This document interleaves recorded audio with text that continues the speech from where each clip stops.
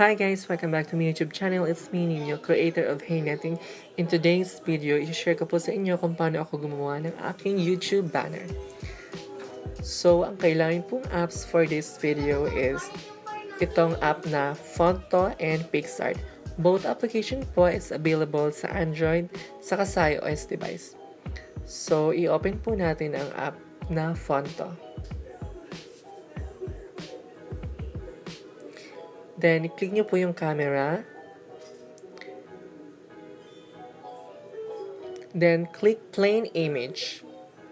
Then, click nyo po yung square na block. Then, click nyo po yung size sa taas. Then, click custom. Then, i-resize nyo po yung weight. Ang lalagay nyo po yung sa weight, 2,560. Tsaka sa height naman po is 1,440. Then, click done.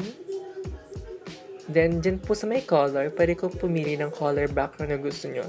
So, ako, choose ko na lang yung color sky blue or light.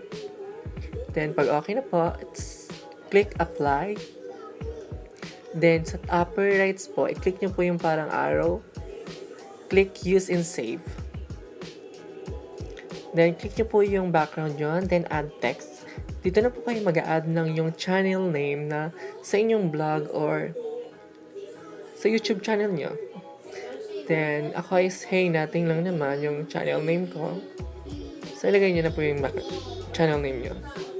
Then, kung may papasin nyo, may font, preset, symbol, po nakalagay dyan. Then, pag-click nyo po pala yung name, may appear na text, font, style, size, tilt, move. Dito po sa font, pwede po kayong magpalit ng iba't ibang font na gusto nyo. So ako, mag-stick na lang ako sa gusto kong font.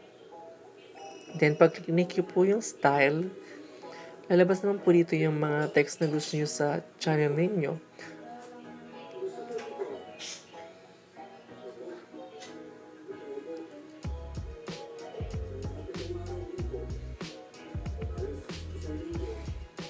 Then, pag okay na, i-gitna-gitna nyo na lang po yung channel name nyo kasi para visible siya.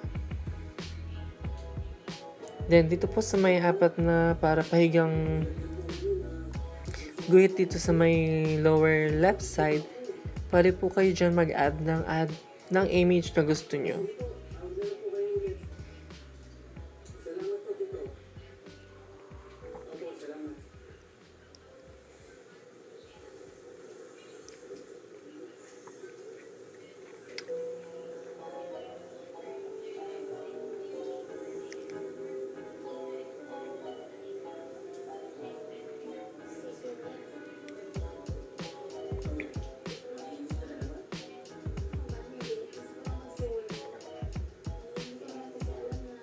Then, pag okay na po, save image na. Then, pupunta muna po tayo ngayon sa ating another application dito po sa PicsArt kung saan maglalagay tayo ng mga details sa ating banner. Click nyo lang yung plus. Then, choose nyo yung previous na in-edit natin. Then, hanapin nyo po yung brushes.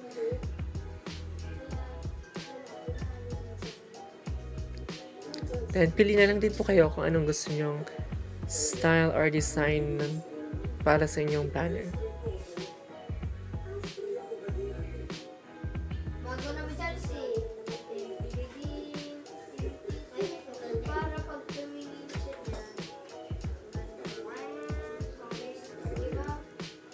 Then, click apply pag tapos na po kayo.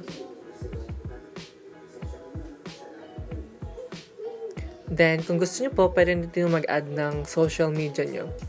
So, para po makapag-add kayo ng social media, search nyo lang po sa Google, Instagram, or Facebook, or Snapchat, PNG. So, ako ang ilalagay ko lang dito is yung Instagram PNG.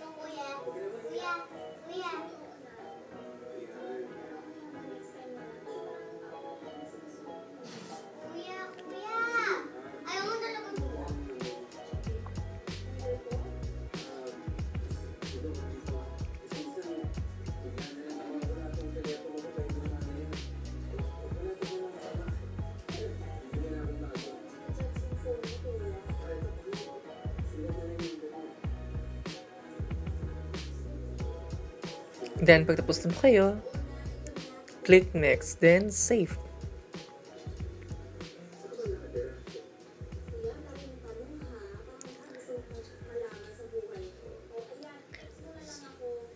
So, ito na po yung YouTube banner na nagawa ko ngayon. Ganito po yung way kung paano ako gumawa ng YouTube banner. Sana po nakatulong tong video na to na share ko sa inyo, sa mga nagtatanong kung paano gumawa ng YouTube banner. So, if you like this video po, please subscribe to my YouTube channel. Thank you and have a great day.